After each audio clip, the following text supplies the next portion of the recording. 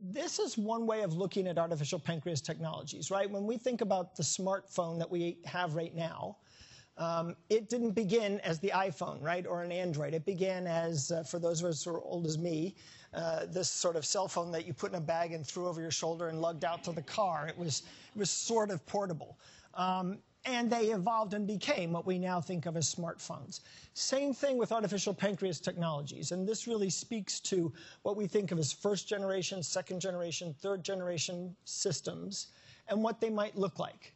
One very simple, straightforward step is one that Medtronic, the company whose building I'm standing in right now, has already helped to start to bring to market, which is a low glucose suspend, that we could have a predictive low glucose suspend. So there's multiple steps forward as we look at these technologies, and that's what this slide sort of tries to get at. What is an artificial pancreas, right? So the simplest way to describe this is it's three things, right?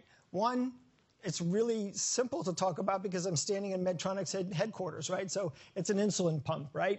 How many people in this room are using insulin pumps? Lots of pump users. And hopefully in Sioux Falls and in Rochester, we've had some people raise their hands as well. So it's an insulin pump. It's also a continuous glucose sensor, which in this case, this is not a Medtronic product. This is Dexcom product. I'm wearing a continuous glucose sensor. I just pushed a button and see that I am at 121 approximately, and I'm steady. I had some dinner here before, so I'm doing pretty good for a post-dinner excursion. That's just perfect. We like that. So, and notice I didn't have to prick my finger in order to see where this was, right? I was able to push a button. This is continuous feed of information. This is equivalent of pricking my finger 300 times a day, only I don't have to, right? And it sits on this little device. It sits here in my pocket. When I'm going low, it lets me know, it alerts me. When I'm going high, it alerts me, right? So that I can start to have a sort of what I think of as a coach in my pocket that's helping me do a better job of managing my diabetes. So that's the second part, right? So an insulin pump, a continuous glucose sensor, and then the third thing was control programs. This is algorithms, computer programs that would take the real-time feed from a sensor that told us where blood sugar was or where it was going, interpret it, and then feed it to the insulin pump so that you could make decisions and give insulin and help to start automating the delivery of insulin. So in the old days, and you're going to see some pictures of this, old days meaning just like 5 years ago, actually 3 years ago, all of those computer programs lived on a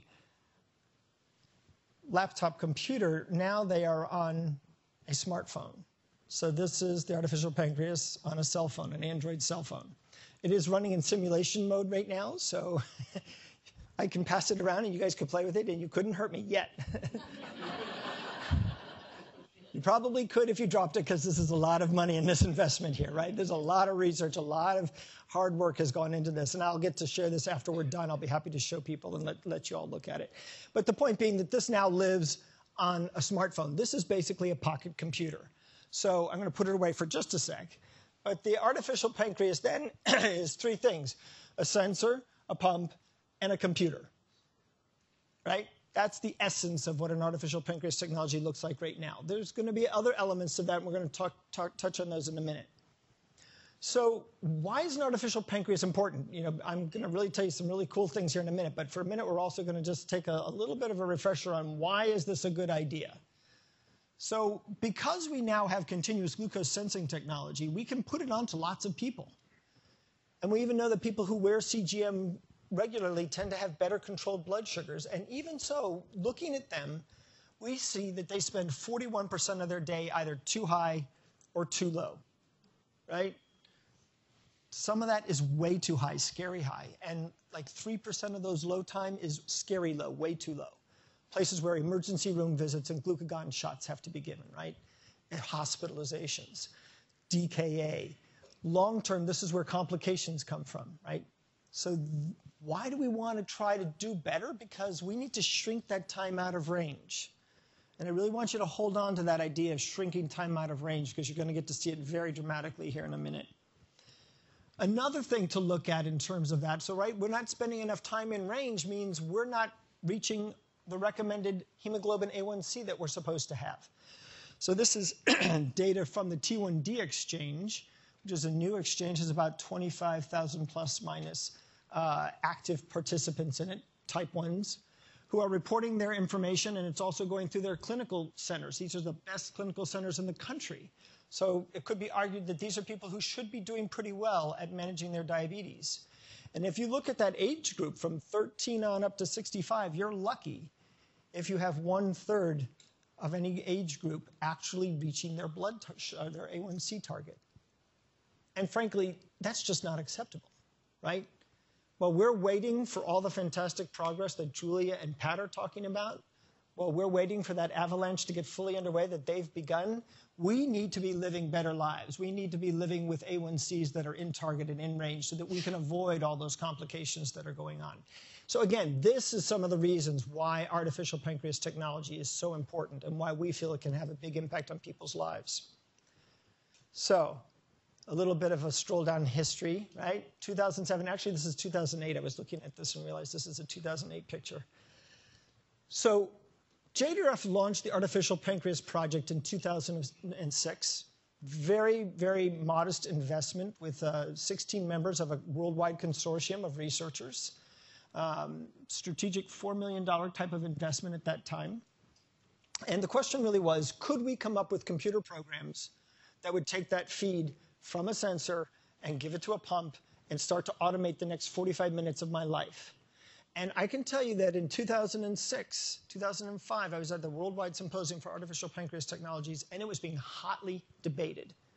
There were clinicians, in particular endocrinologists, any endos in the room, I love you all, but the endos were like, no way, there's just no way, this is too complex. You've got a 3-year-old and you've got an 85-year-old. You've got a person who's got the flu and you have somebody playing soccer. This is just way too dynamic, and you're not going to be able to automate those 45 minutes. And on the other side, you had a lot of systems engineers, any engineers in the room, because I love engineers. A lot of engineers in the room, and they were saying, you know what? This is just a complex control system, and we do these sorts of things all the time. And there was one brilliant mathematician, his name is Boris Kovachev, I have a picture of him coming up, who said, if we can tell you that a low-pressure system is going to spin off the coast of Africa and track across the Atlantic Ocean, become a Category 5 hurricane, and land within 200 miles of this spot, we can probably figure out how to automate 45 minutes of your day. So it was a really interesting time. Now, I just went to the next one of those worldwide symposiums. It was at the NIH at the beginning of this month. And I can tell you there's no debate anymore, because now everybody is doing what was done at University of Virginia and what I just experienced. There's no longer any debate about whether this is possible. Now it's just a question of how fast can we get these kinds of systems into all of our hands. There's a lot of work left to be done. So in 2007, though, that was still yet to be determined. So this is me at the University of Virginia in the hospital being a guinea pig. You can see that I have a fanny pack there, lots of wires attached to me, right? Those wires were attached literally to the sensors that were then feeding back into the laptop computers. There were 2 laptops in case one crashed. They wanted to have a backup one. You had to wear 2 sensors in case one failed that had the other one ready to go. It was a lot of stuff on your body. And you really couldn't leave the hospital bed. Now, I was in for 24 hours, and I just got to eat and live, and the system took over and managed me beautifully. It did a fantastic job. But I didn't get to leave the hospital bed, right? I was truly a guinea pig. This is a safety trial, and safety is what we really emphasize in these trials at any time, but particularly at the very beginning, right? We need to know we're not going to hurt somebody. If you give a person too much insulin, you can kill them. So we need to know these systems are safe. So that's really what was being looked at. And, oh, by the way, having all those wires, when I needed to go down and use the restroom, I had to bring all the technicians with me. It was less than a lot of fun. So that's what it looked like in 2007. But even in 2007, when I first started using the system, it did some amazing things. So between 9:30 and 8 p.m., it kept me between 80 and 110 and basically pegged me through the night and kept me right where it was supposed to be. This is the very first generation system. It used 48% less insulin in the overnight. It shut off my basal insulin in the overnight for 4 hours, and that was how it partly kept me perfectly steady. That was something that I looked at my endocrinologist and I said, how come you've never suggested I turn off my basal for 4 hours? And she said, I would never tell you to do that. It's not what we're supposed to think you're doing. But this speaks to another point that Pat Killian was making, that even those adults with type 1 for any period of time, we still have some beta cells left. So I have enough, not many, not even enough to hit the dawn, take care of the dawn phenomenon, but I have a few beta cells left that can make a little bit of insulin and keep me steady if I'm already steady, and the system gets me to a place where I'm already steady. It's fascinating to sit there and realize that. I had 6 lows in a 24-hour period when I was in the hospital running the show, right? So each time I go in to do these trials, one time I'm in and I'm having to run the show. Everything is attached to me, but it's not turned on and actively running. I'm in there, they give me my dinner, they give me my breakfast, they give me my lunch. I have to eat, I have to make my own bolus decisions. The next time I come in, I have to eat all those same meals at the exact same time so that we can see how the artificial pancreas system does. In the 24 hours when I ran it the first time, I was not very proud of this. I went low 6 times. I basically over-bolused. And about 10:30 at night, I started to ping pong, which many of us have experienced. In fact, I'm sure all of us have experienced. When the artificial pancreas took over, only 1 low. That was a pretty dramatic change right there. I had 1 high, the system had 1 high, and they were about 20 points apart. So very comparable control on the upside. This is first-generation stuff, very first time that we're doing this. Time out of range. When I was running the show, and I'm a tightly controlled type 1, I spent more than 4 hours out of range. When the system came on and did what it was supposed to do, I spent less than 1 hour out of range, right? This is the power of automation. This is what machines do well for us. They can stay awake 24 hours a day, 365 days a year, right? They're not having surprise birthday parties or retirement parties or whatever, right? They're just doing what they're supposed to do. And this is what's so powerful about this.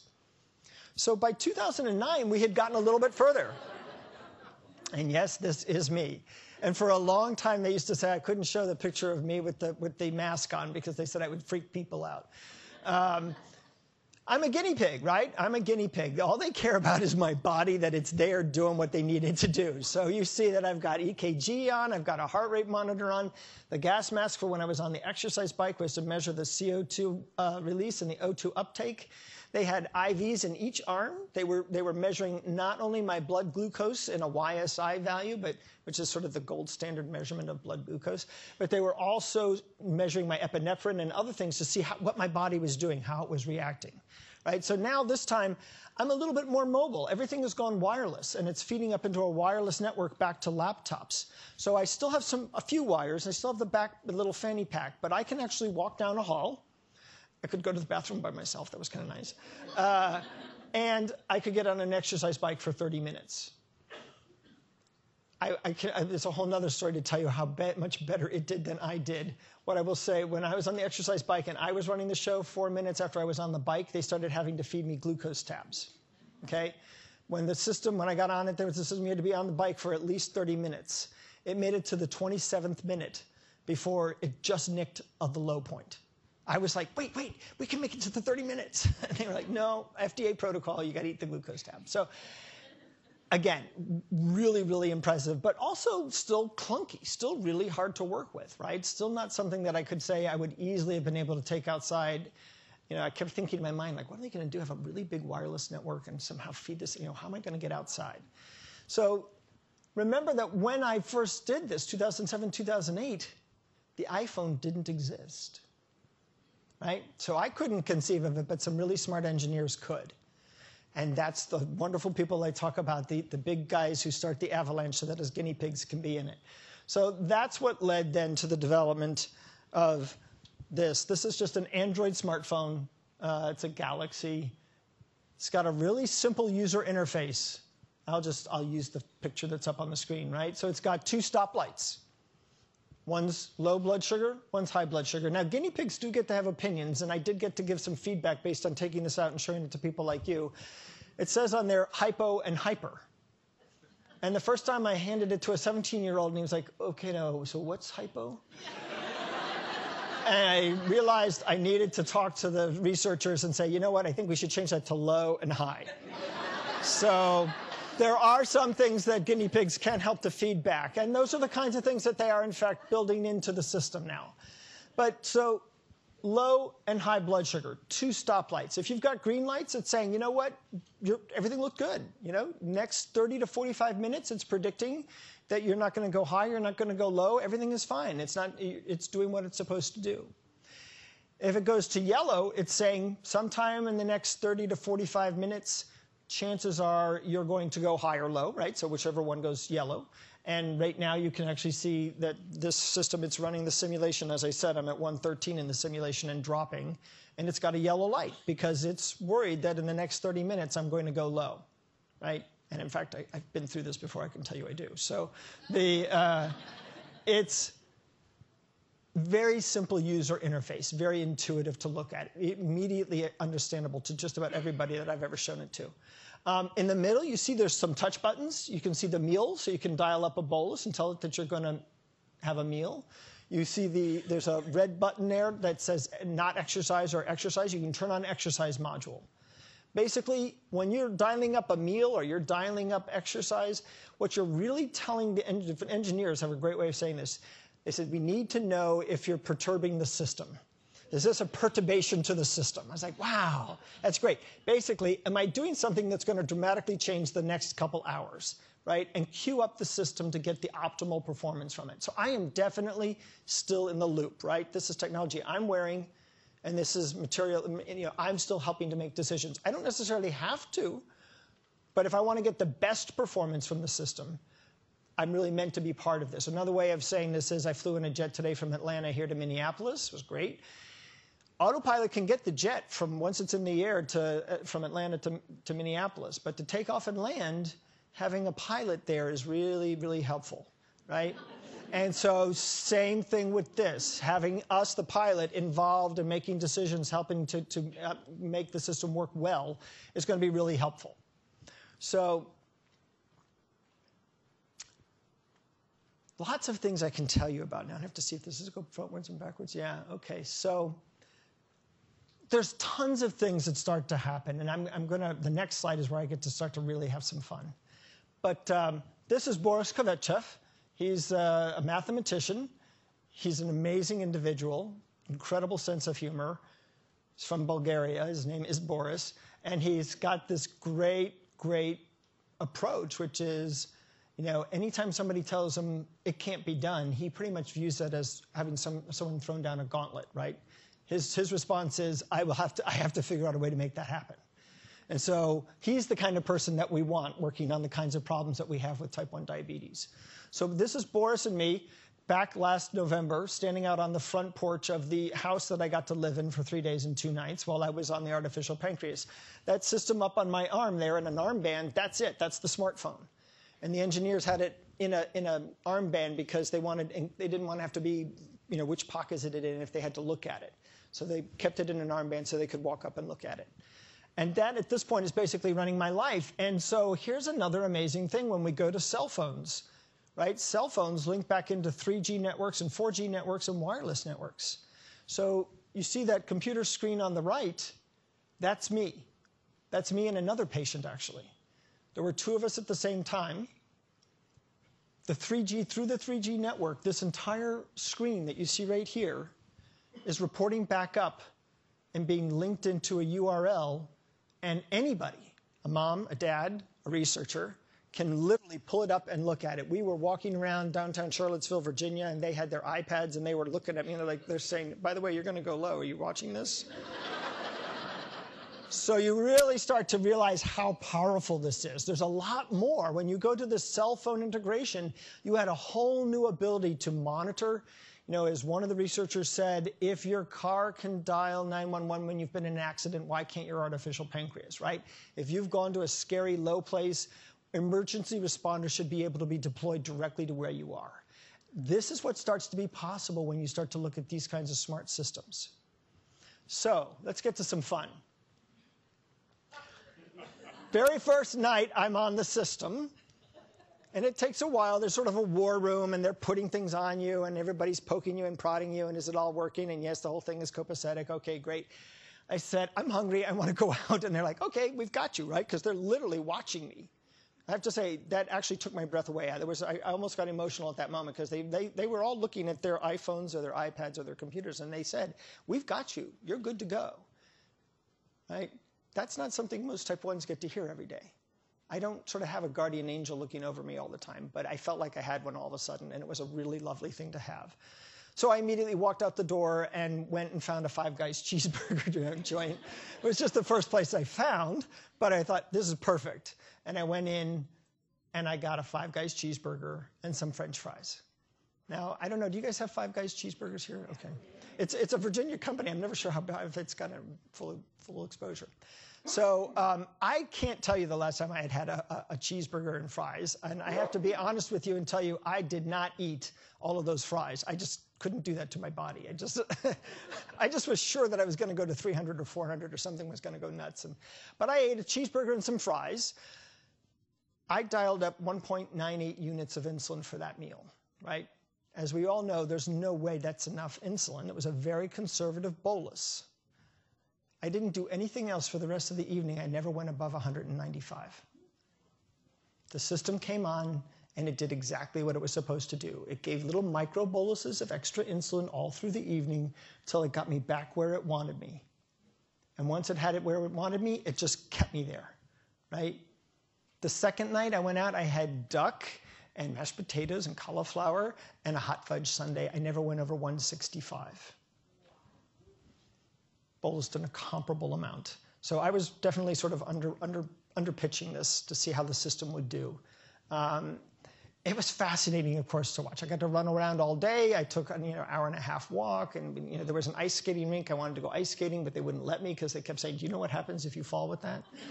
So I basically got to live a normal life on an artificial pancreas system for 3 days and 2 nights. This system took over and ran me.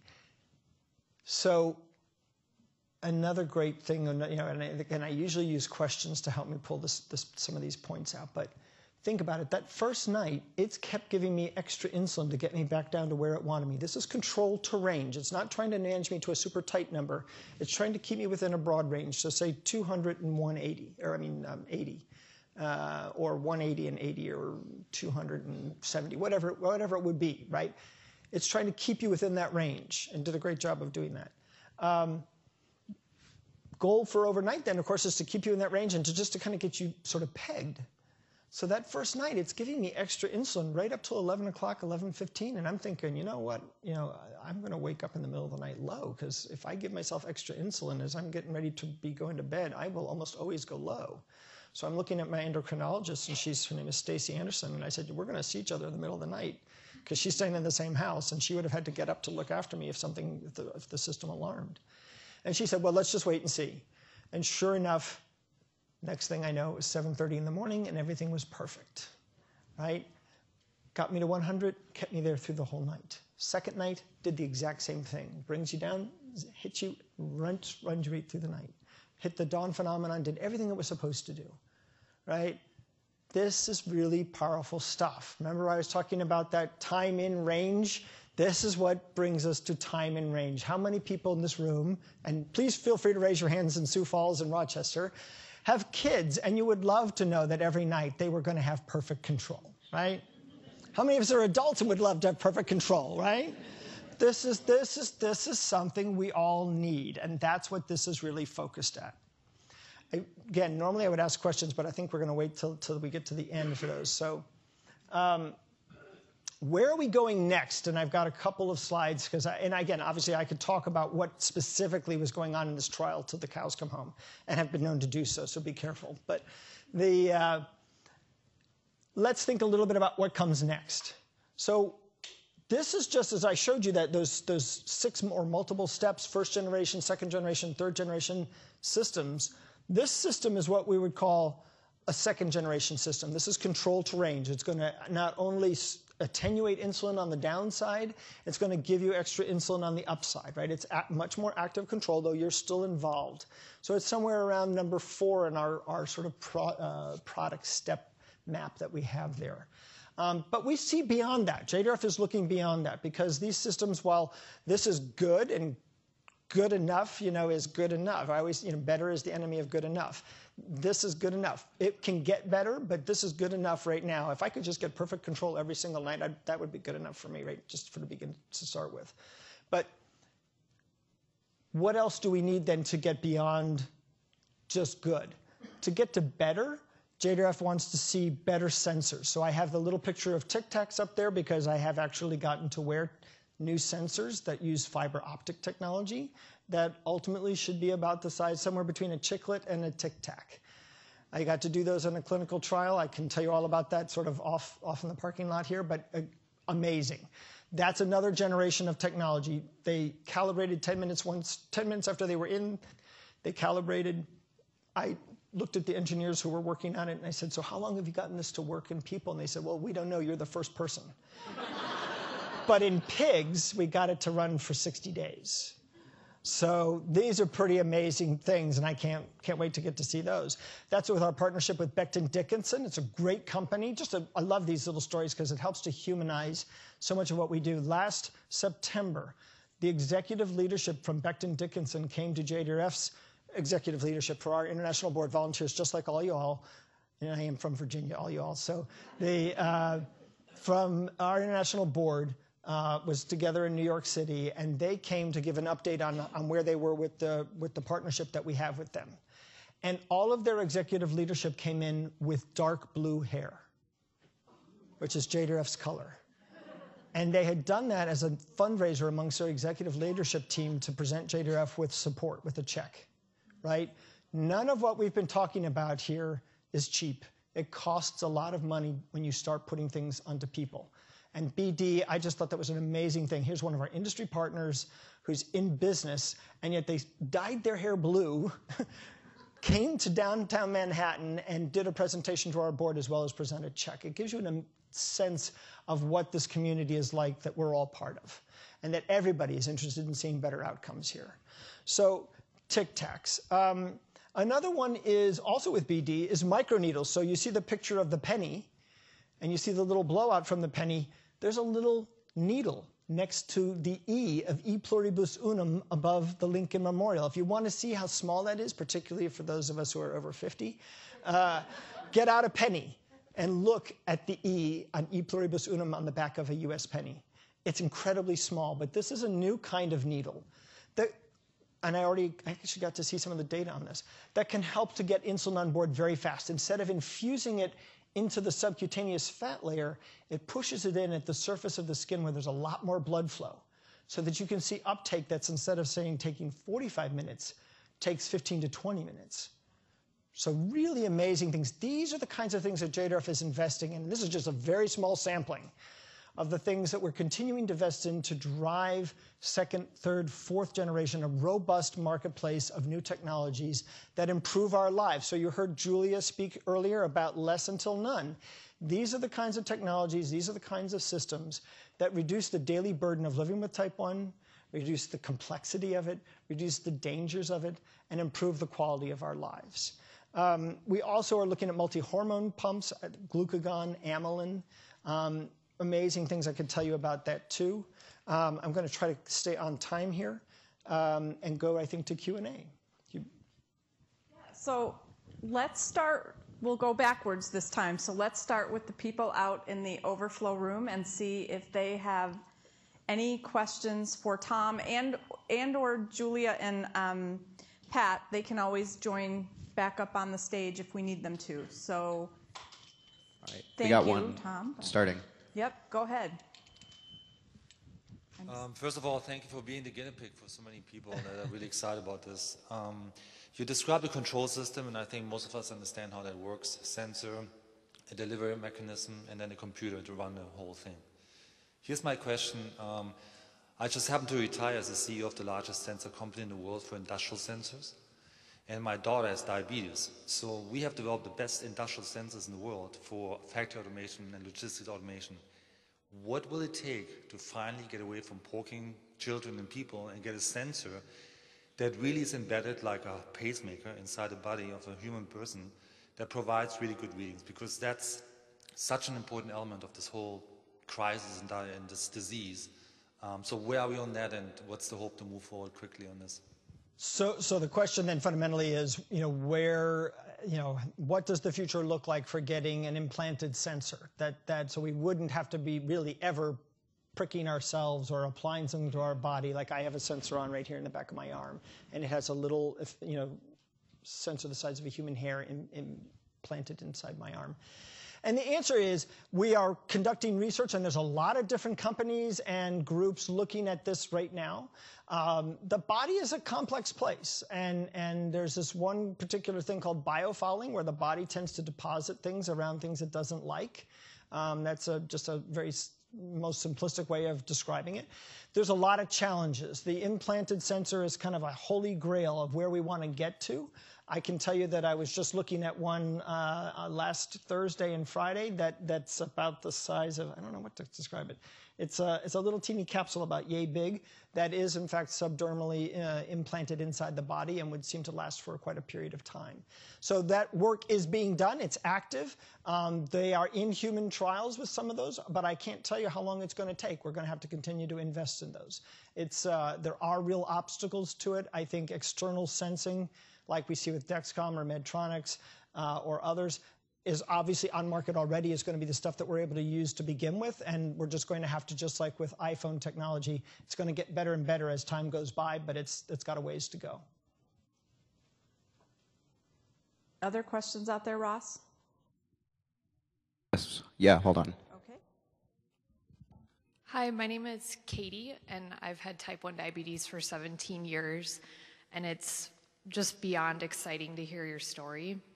My first meal is going to be an entire box of Kraft macaroni and cheese and an entire carrot cake. So my question is, I also read about an artificial pancreas study, I think happening in Boston, Yes. where the young woman wore it for 5 days. Yes. Is JDRF participating in that, or is that just a simultaneous No, study?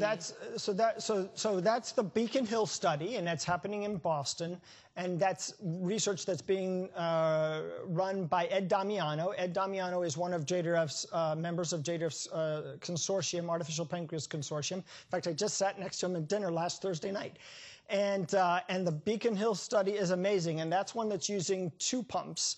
One that so you're wearing two pumps at once, and it's got glucagon and insulin. And it's a system that actually can bring you up as well as push you down, right? So it's all part of JDRF's master plan. That is primarily right now being funded through an NIH piece that JDRF helped to influence and drive forward, but he's part of our research consortium.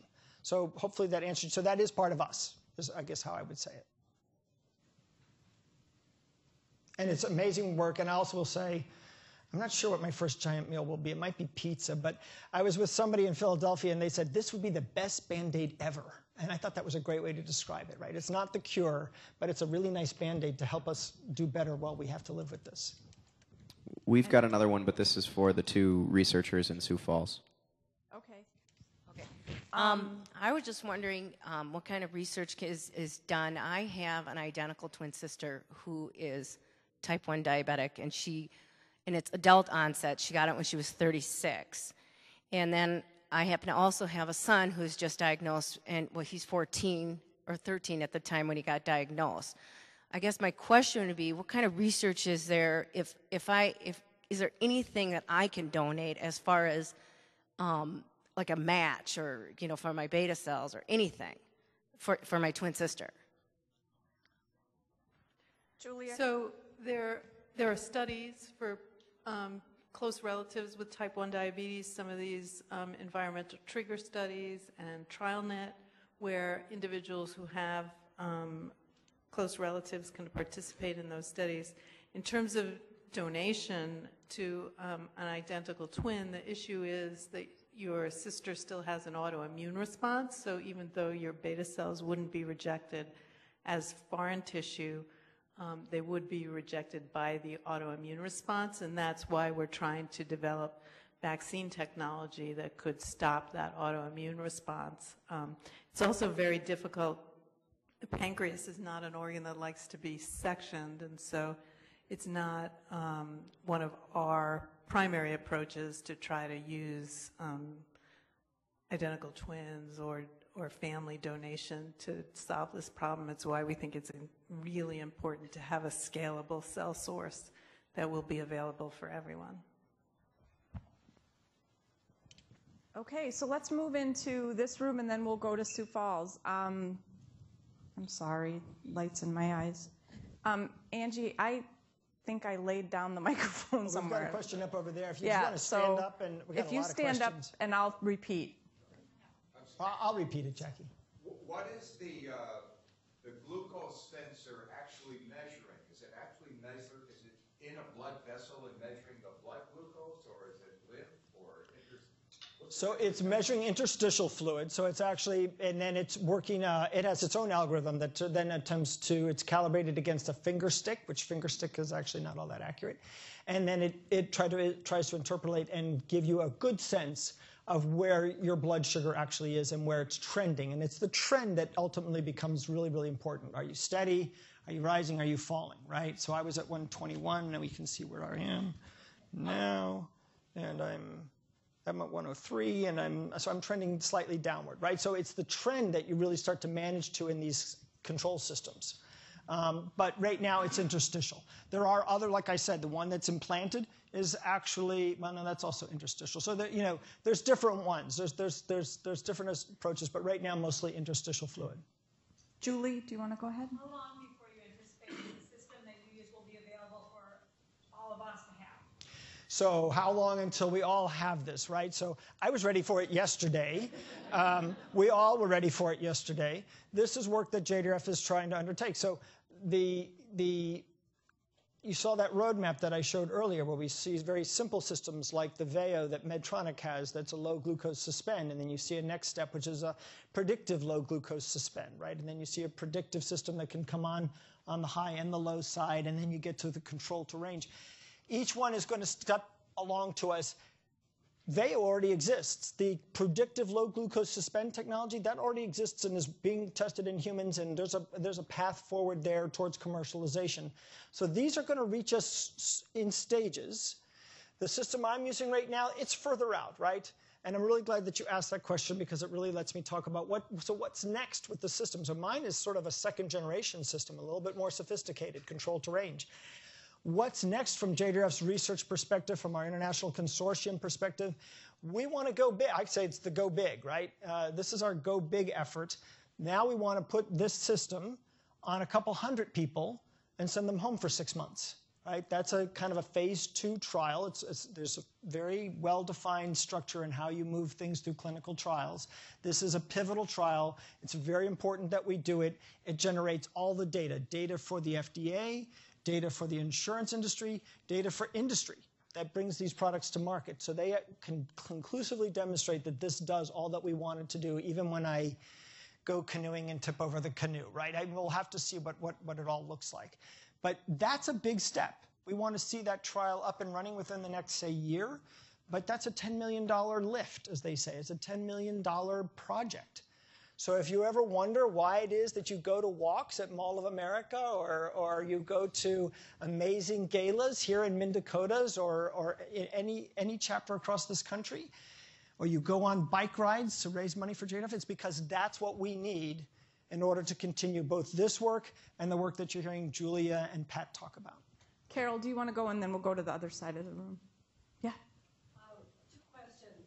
Have you gotten any money from Alfred Mann, who's worked on inhaled insulin, who has billions of dollars? Yes. And also, if you had given yourself a bolus normally for the cheeseburger and fries and hot fudge sundae, how many units would you have just thought you should have had? I would have given myself, let me answer this reverse because the last one's easier. I would have given myself 7 units, I've decided, frankly. And in the end, the system ended up giving me about 5.85 in total. So it did better than I probably would have. I probably would have ended up going low later in the night. But on the Al Mann question, So Alfred Mann is an individual. He was involved in insulin pumps and a very, very interesting character. Lives out in California. It's where I'm going after I leave here. And we do work with Al Mann, but we haven't, and Al has supported our chapters, but so he's involved, but not, and so his new kind of insulin is something that we're actually looking at, and maybe it's worth taking a moment.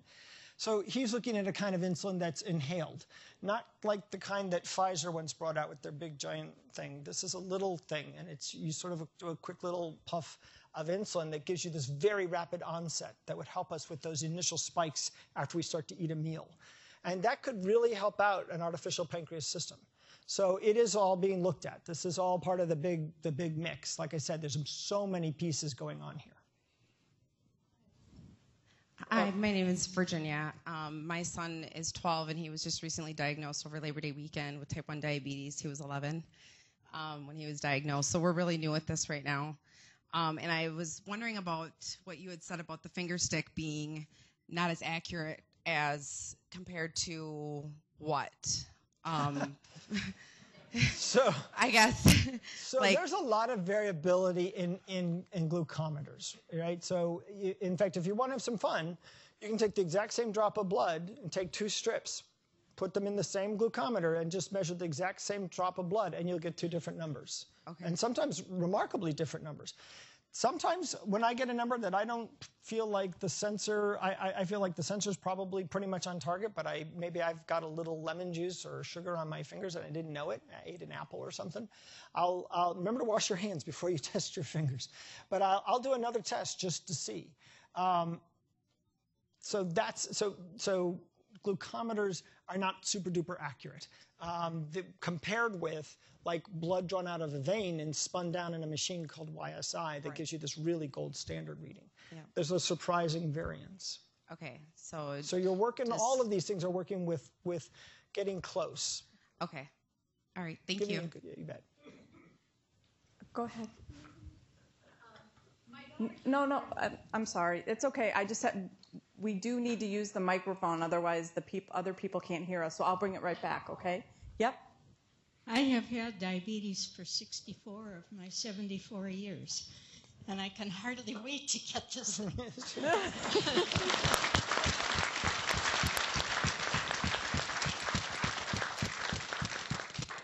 I'm curious about whether you have insulin implanted in some sort of a container, or are you still connected to tubing? No, it's a pump. It's a pump. So the question is, do I have insulin implanted inside my body, or am I still using a pump? So first thing I have to ask you, though, before I go there is 64 years. So are you in the medalist program? Good. So she's a medalist. That's an amazing program that actually Julia and Pat could certainly speak to. Is an amazing program. It's run through the Joslin Center, JDRF partners with, for people who've lived with type 1 for 50 years. And we learn a lot from people who've made it into the medalist program. You get a gold medal. It's a very celebratory thing because when she was first managing her diabetes, it was frankly the dark ages.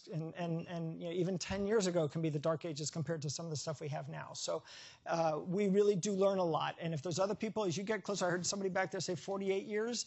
As you make it to 50, get into the medalist program. We learn a lot from people in that program. So the system, though, that I'm wearing right now is using a traditional insulin pump. And in this case, it was a T-Slim tandem pump and a sensor. Someday, perhaps it would be something different, right? I've actually seen some implanted pumps or some insulin depot kind of designs. But right now, we're working with technologies that we're familiar with. Hi, thanks. I actually have 2 children with type 1 diabetes, and my daughter actually has had it the longest. My son was just diagnosed a year ago. But my daughter started using the continuous blood glucose monitor, and I'm sure a lot of people in the room have tried it. And I'm wondering about calibration. You were talking about some of that earlier, and I'm wondering with this system how often you have to calibrate with testing. So the question is about sensor technology and how often you have to prick your finger. And we are looking at, at this very moment in this country, there's at least two companies on market with product, Medtronic and Dexcom. And Dexcom's product is in its 4th generation, and the data on it shows that it's much more tightly clustered. The Medtronic is on an earlier generation of their technology, though they have a new generation coming along. The Dexcom one that I'm wearing was twice-a-day calibration. And when I was in this trial, I was using this exact same sensor that I'm doing right now. They have a new sensor that's called the G5 that I've seen, and it reports into a cell phone.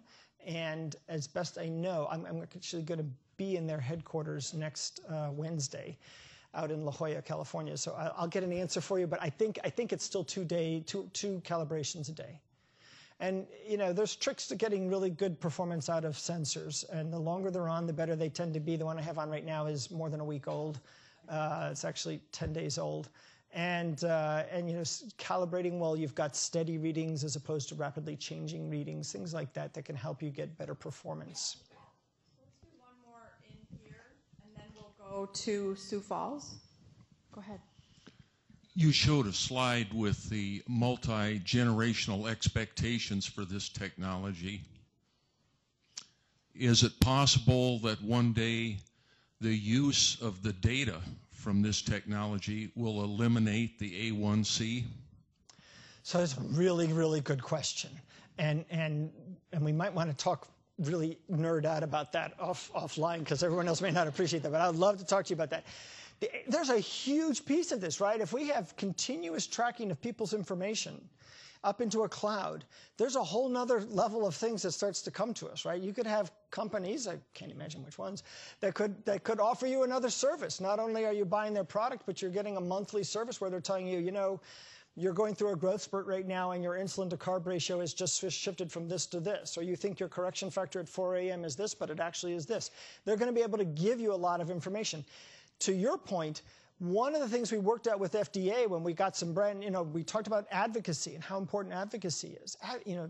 Cannot be understated how powerful and important advocacy is, not only in terms of us getting the big funding through for NIH, but also in the work with the FDA. And we have new guidance from the FDA. That guidance from the FDA includes time in range. So it's not just A1C that's your outcome. It's how much time do you spend in the target range? Because A1C is an average. So it could mean I spend lots of time way up high and lots of time way down low, and my average looks good, but it really isn't. So time in range may become actually as good or better. I can't prognosticate on that really, but it is something that's starting to be looked at. Absolutely, these technologies are empowering a whole new level of knowledge and awareness that we've never had before. So, Kara, do we have any questions in Sioux Falls?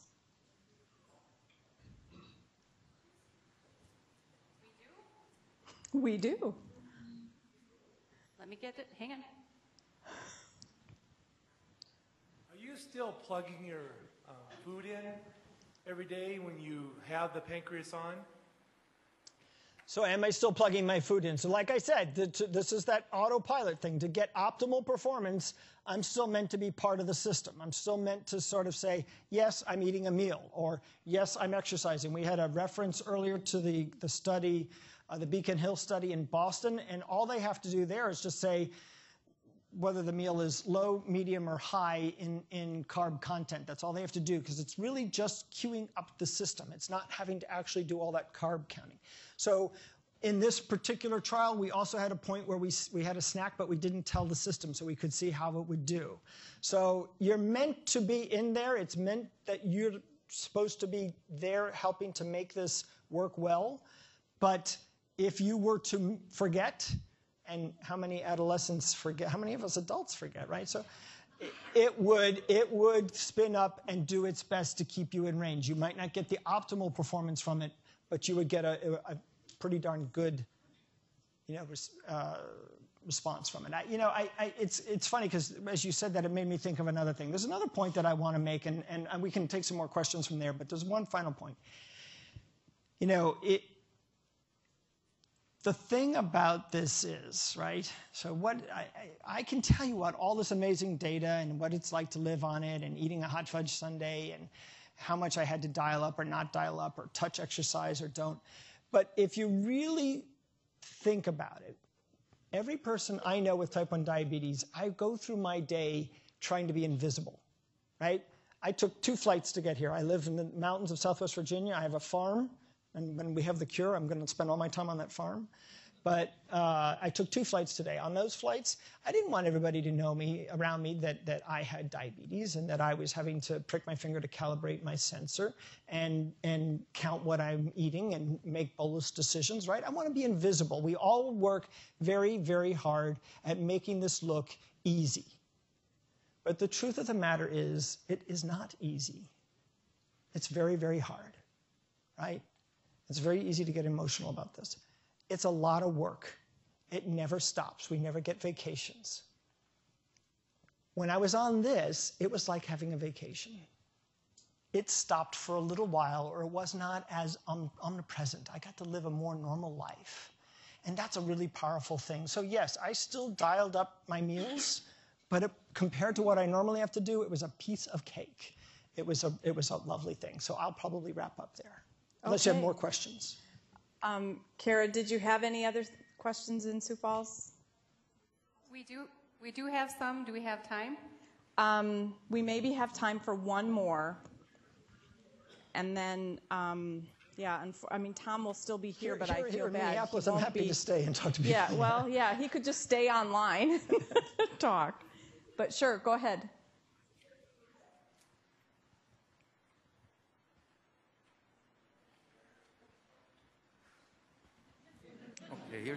Okay, don't fight over who's going to ask a question. Okay, it's a very simple question. He did convince me that it's actually working, but the question was never really answered. Why is it still in these clinical trials? Why is it not available for a broader consumer or type 1 diabetes community? So the question is, why is it not yet available, right? So the answer is that the first generations of these systems, of the very simple low glucose suspend, are on market in Canada and in Europe and hopefully soon in the United States. The system that I'm looking at is far more sophisticated. It's not just turning off insulin, it's giving you some extra insulin, right? This is very dangerous systems. We need to know that this is going to be safe. Human clinical trials are well-defined structure by which we bring an idea, we translate an idea from the laboratory into new therapies that change our lives. And we are about halfway through that process. It's the best answer I can give you. It's not yet commercially available because we still have a lot of testing and work left to do. I've warned the system. I can tell you where the glitches are.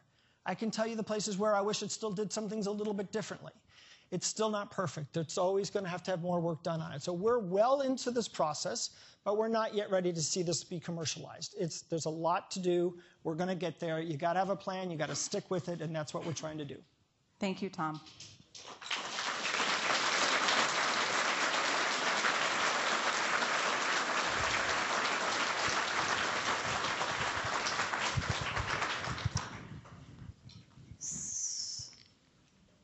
So now our call to action.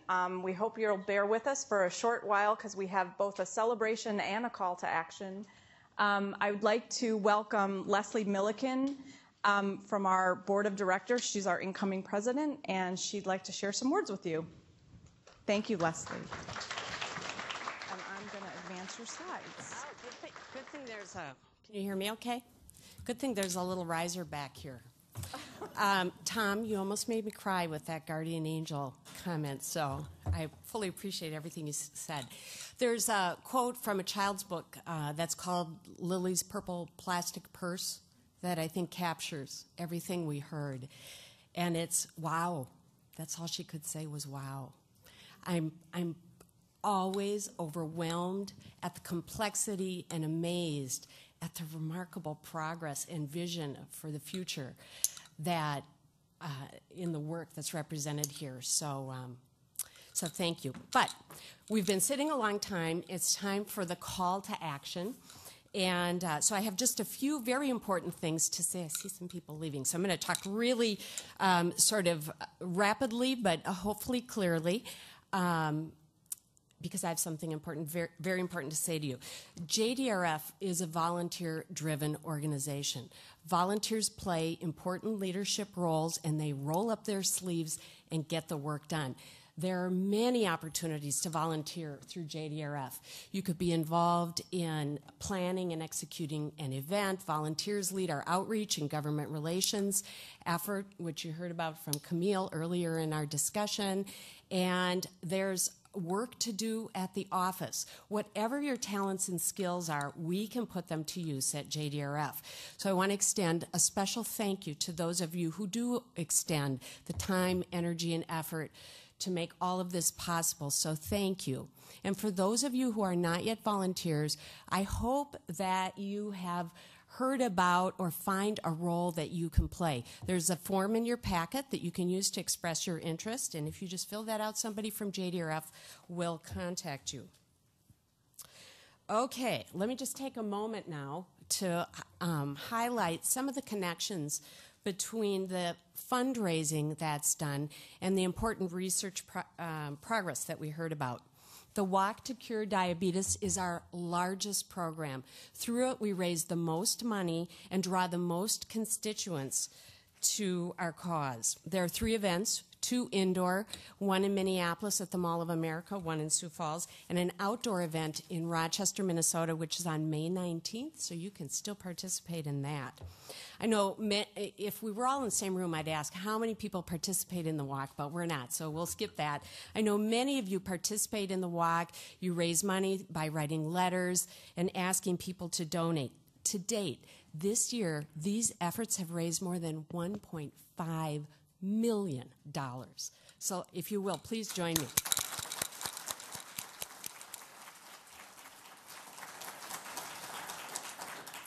And tonight, we want to recognize the efforts of some folks from South Dakota who used the walk to raise some money. So what I have here are the team captains representing their family teams. My apologies for any name mispronunciation. Stephanie Bangford, Aaron and Jo Marie Bjorkman, Adam Erickson, Katie Fritz, Larissa Luther, Rob and Kim McCoy, Becky Pagone, Emily Phelps, Jenny Pumala, again, my apologies if I misstated some of these, Bernice Verhey, Tara Wallman, and Sarah Wardner. So let's just give them a quick round of applause. What? Come up on stage. In Sioux Falls. And here too. Yeah, later this. There they are. Wow, perfect. All right, good.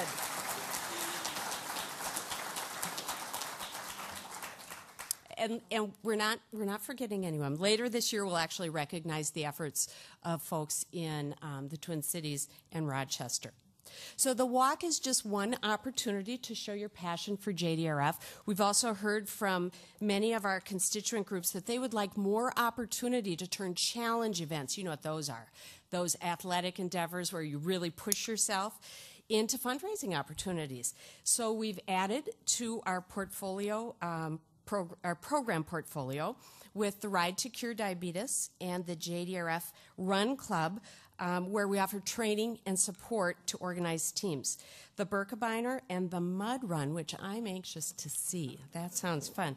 Are fun, and organizations have chosen JDRF as their signature charity, so we're gaining momentum through those events. So, in short, JDRF is not taking finding a cure lying down, and you don't need to either. But maybe you like to get dressed up to show your support, so consider the following options. The Derby for a Cure is happening this Saturday, May 4th, in Minneapolis, and I can't remember the location. What is it? The Herkimer. Herkimer, okay. I don't know where that is, but it's sponsored by the Young Leadership Committee and open to adults 21 and older. Tickets are still available. It's an opportunity to don your fancy hat and best linen and show your support for your Derby favorite. Our 2 gala balls are Toast to Tomorrow, which occurs in Minneapolis in October, and the Sugar Ball, which is in the Fargo-Moorhead area in early 2014. These are really fun evenings, including an auction, a program, music, dancing, great fun. Information about all of these things in your packet, and I do hope you'll join us. And finally, for those who would rather not walk, run, stroll, dance, ride, run, ski, get muddy, or dressed up, there's an option for you. And it's called Rally for Research. It runs through May 15th, and it's very simple. It's a letter writing campaign accessed online where you inspire other people to give based on your story. 5 easy steps. Kara Fisher can provide more information. So, our time together comes to a close tonight. Thank you for what you have done. We hope that we've inspired you to do more. And I'm going to ask all of you to join me in this last statement, which kind of breaks me up. So I'm going to ask you to say it with me. There is a cure, and together we'll find it. You ready? There is a cure, and together we'll find it. Thank you, and good night.